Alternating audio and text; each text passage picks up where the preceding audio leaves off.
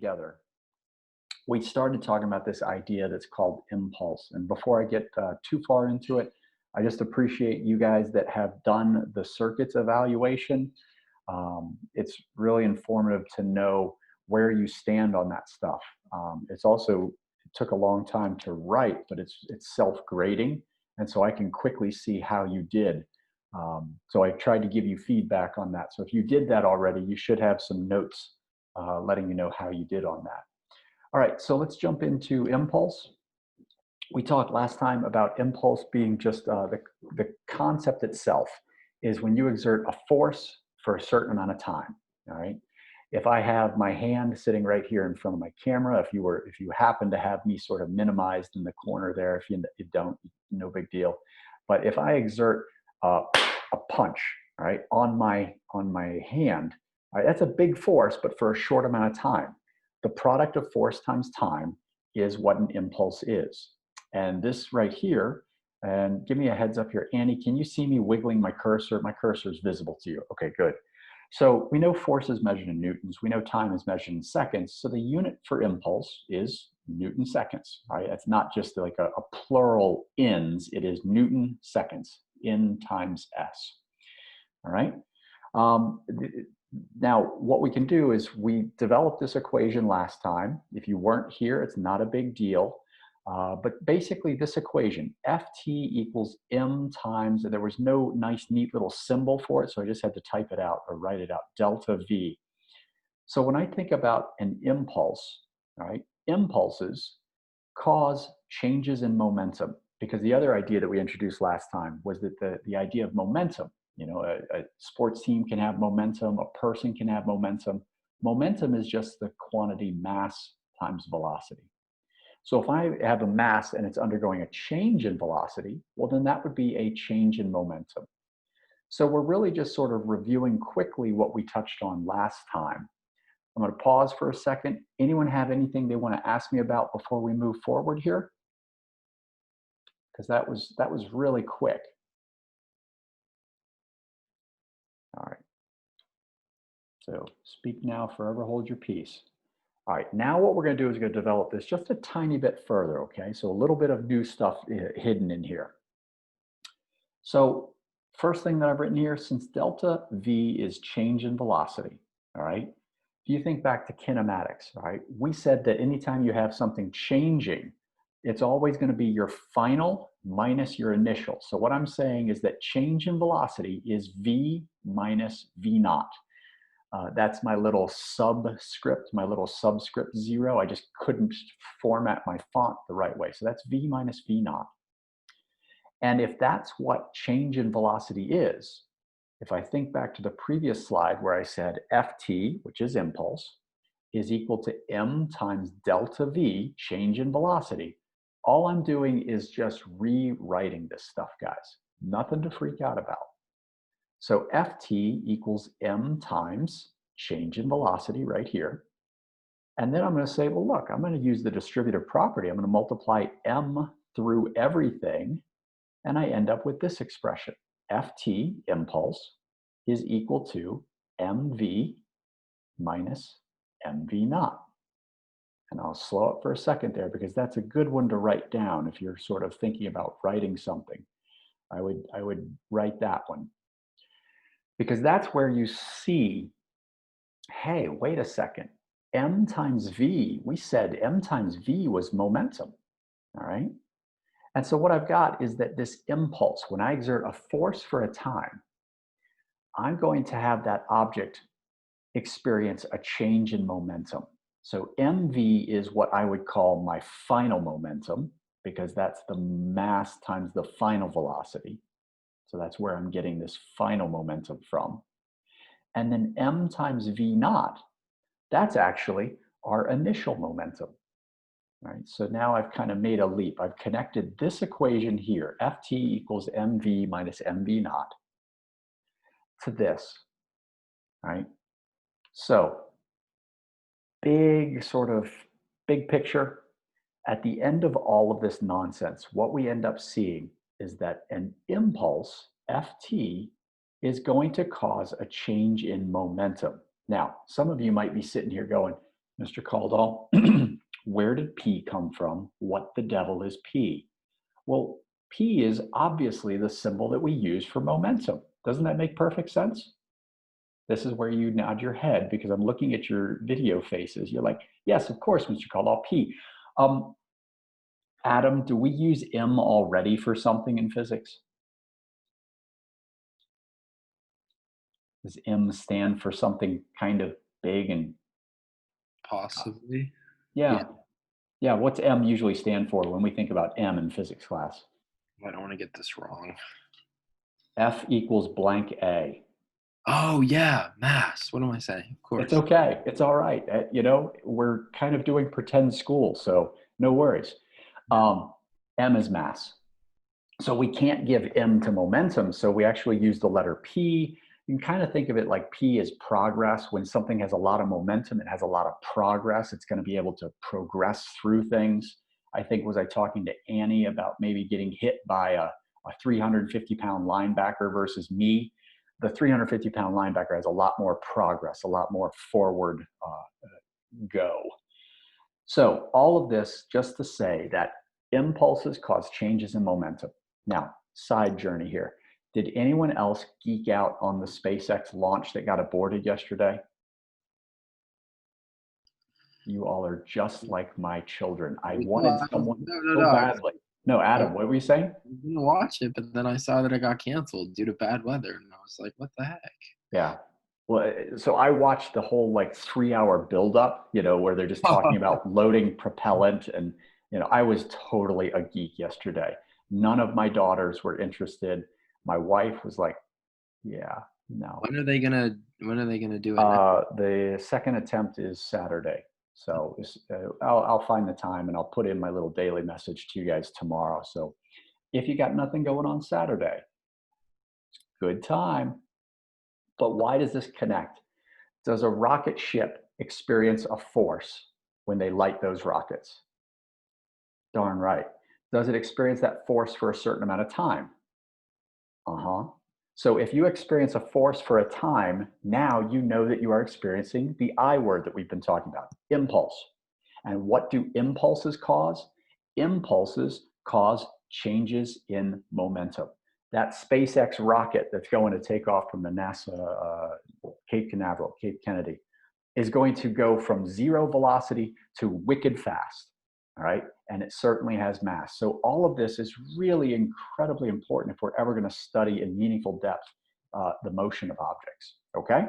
All right. So did you guys give me a thumbs up? Those either got your cameras on. Do you see that this just changed over here to a collaborate board?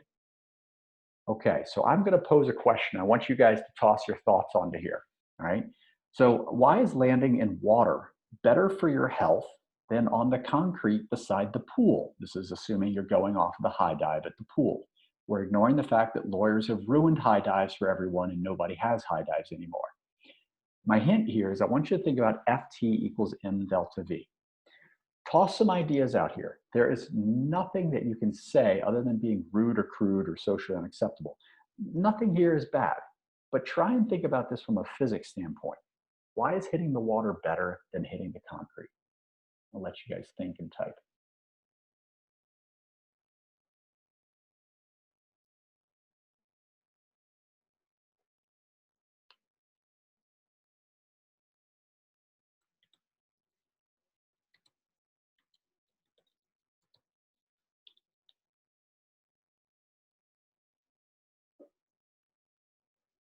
Do you see my hint?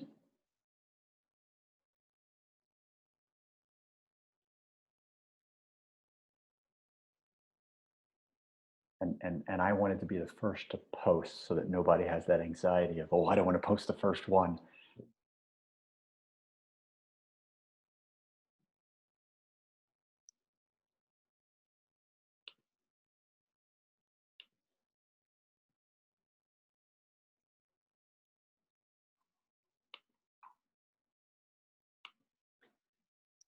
I have to heart myself and I have to heart Addie. Got to be an equal opportunity liker.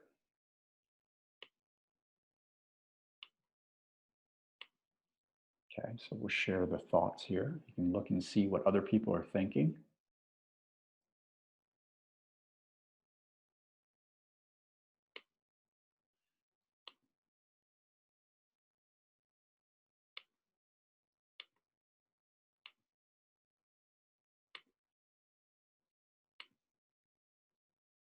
I'll give you just a moment or two more. I think I got a couple of folks who may want to add, but if you don't, that's okay. We're not going to lose any sleep over it. So one of the things that I'm struggling with here, like doing this stuff online, is finding ways to turn what this is into a little bit more interactive. I feel like that's the thing that really is lost with us doing this on the computer.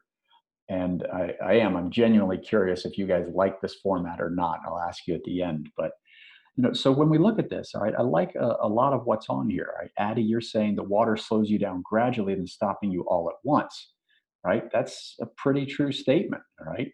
And as a result, I think one of them has a much larger force associated with it. Would you say, Addie?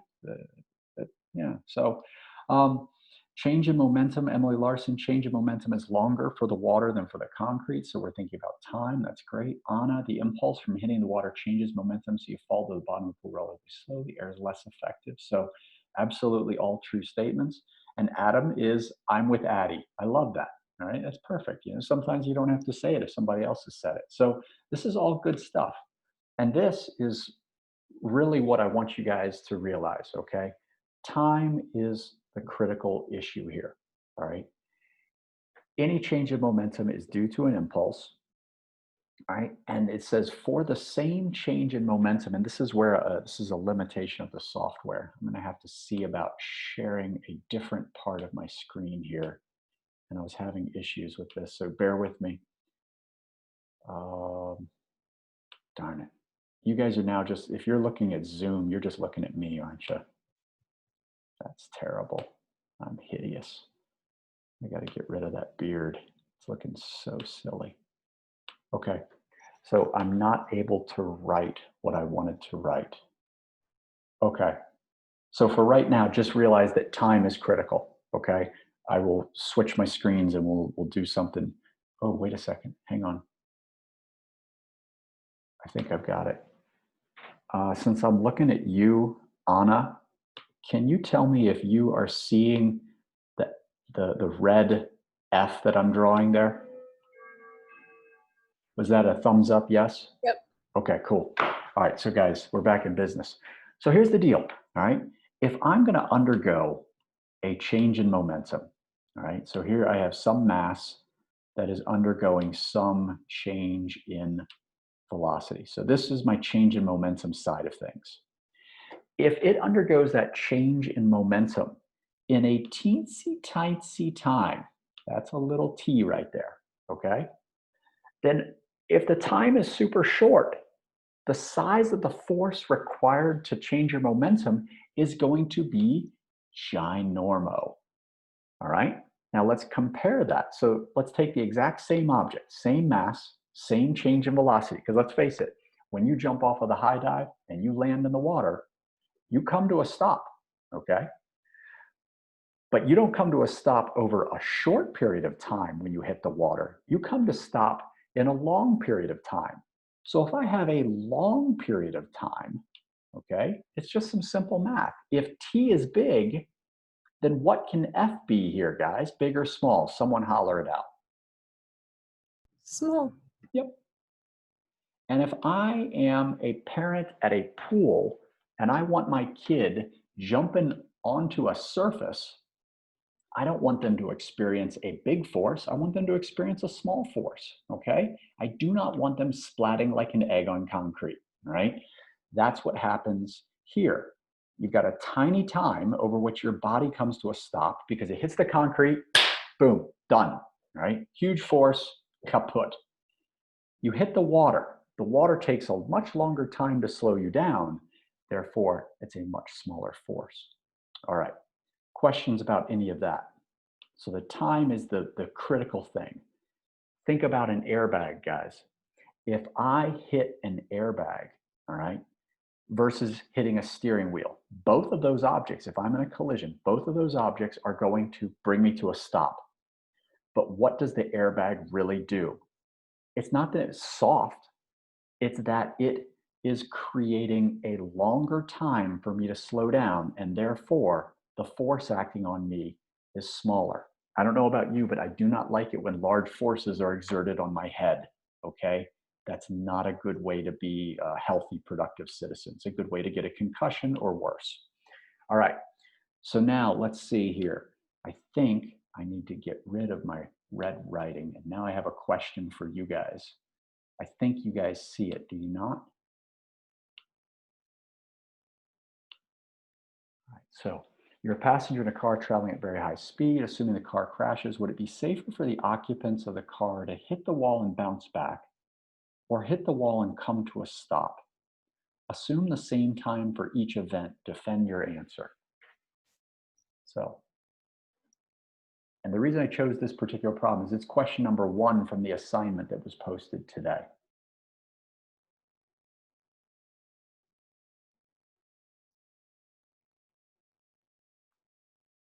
And so same rules apply. All I want to see is your attempt. I want to see your thought. So if you can try and share something there.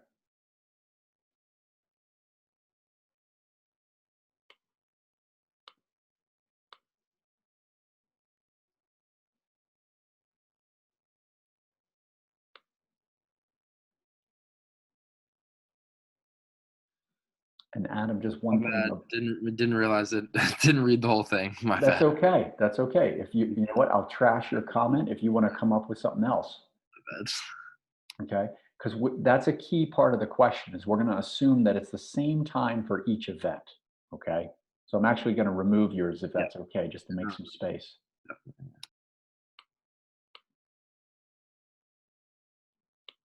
Whoops. Oh, mine, yeah. But mine doesn't work. That's okay. Oh, Adam, my bad. I'll leave that one.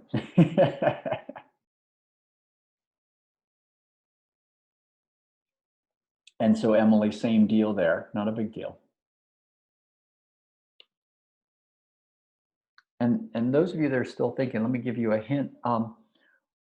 Since they're undergoing the same time, then you want to think about the other side of the equation, the m times delta v.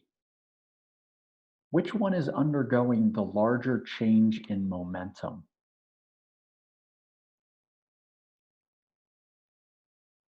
Let's take about 30 seconds more to see if anybody else is writing.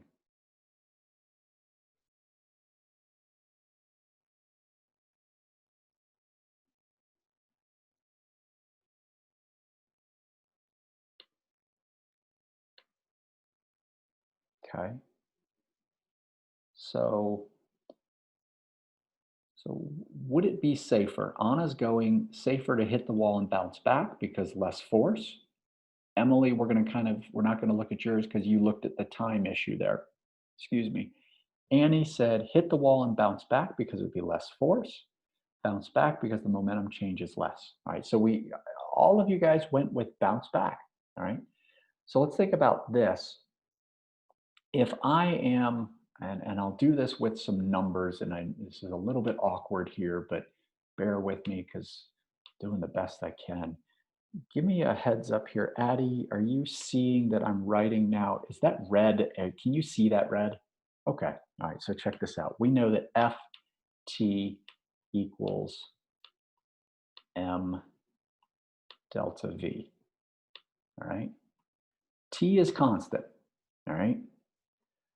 And so what we want to think about is the mass of the car, that's not changing. All right. But what is changing is delta v. If I hit and come to a stop, let's say I'm going 10 meters per second, I come to a stop. Then if that's what it is, I would be losing 10 meters per second in velocity. So the change in velocity would be a negative 10 meters per second. And writing with this is really hard. Now, what if not only I was coming in at 10 meters per second, I came to a stop and I bounced backwards at exactly the same speed? Is my change in velocity, what would it now be? I'm going 10 in one direction and now I'm going 10 in the other. Anyone want to take a stab at it? I changed velocity by a total of 20 meters per second. Because not only did I lose 10 meters per second of velocity, I then gained 10 more back in the direction that I was coming from. So what you have to look at is which one of these guys coming to a stop or bouncing. There's clearly one that's bigger. And since bouncing has the larger delta V and everything else is the same, the larger delta V, the bouncing, is going to have the larger force.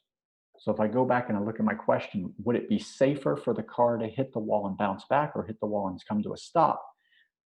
We should actually conclude that the safest thing is to just hit and come to a stop, right? If you bounce, and I think the tricky part about this question is you think about bouncing, you're like, oh, you're hitting something soft. Yay, that's happy. No, it's not. You would be hurting worse if you bounced, okay? All right, let me clear this out. Let's do one more, and then I think we will have run out of time, and it's time for me to let you guys go and have the rest of your day. All right? All right, let's see if we can get this one. And this is referring to question 2 from the assignment as well, so.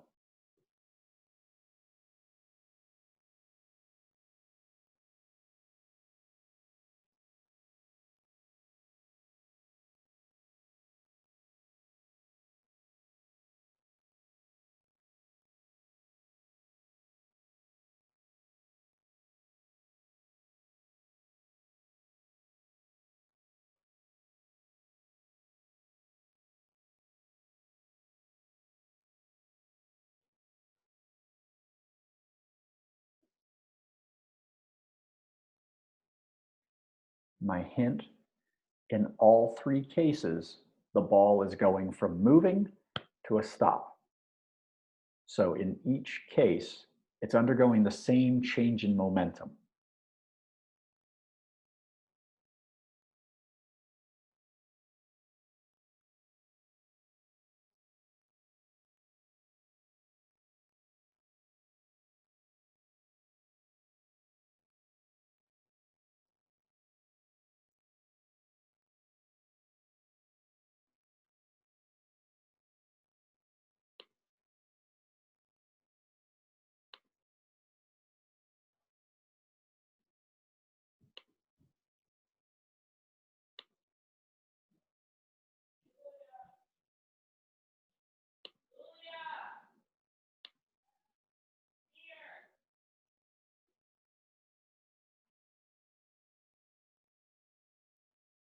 Take another about 45 seconds.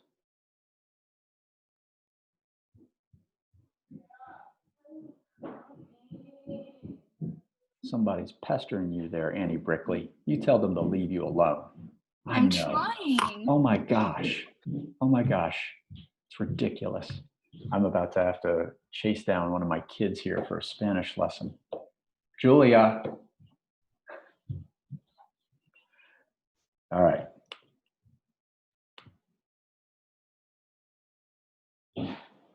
Anyone else getting an answer? If you're not, it's okay.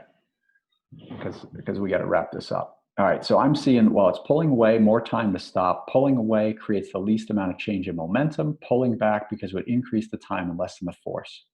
So big idea here is, and what we'll do is if you guys can, I'm going to stop sharing and let's switch over to just the Zoom.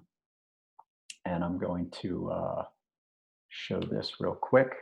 All right, so if you imagine, all right, I'm the catcher here, ball comes in. If I reach out to it, all right, that's going to occur over an extraordinarily short amount of time. And if the time is small, the force is going to be huge. If, on the other hand, I stand here and I just kind of take it, all right, it takes a little bit longer of a time for it to slow down. And so the time has gotten bigger, so the force has gotten smaller. And so the big idea is, again, it comes down to time. Have you ever heard, how many of you have heard the expression roll with the punches? All right, if you roll with the punches, that means you're literally, as someone is putting their fist to your face, you give with it. All right, that's going to maximize the time over which that hand slows down. And by making the time big, it makes the force small. So as that ball comes in, if the catcher gives with it, it's going to be a big time and a small force, okay? And that is a big understanding that I want you guys to at least have some exposure to. All right, I've gone over my time. I'm going to stop recording here.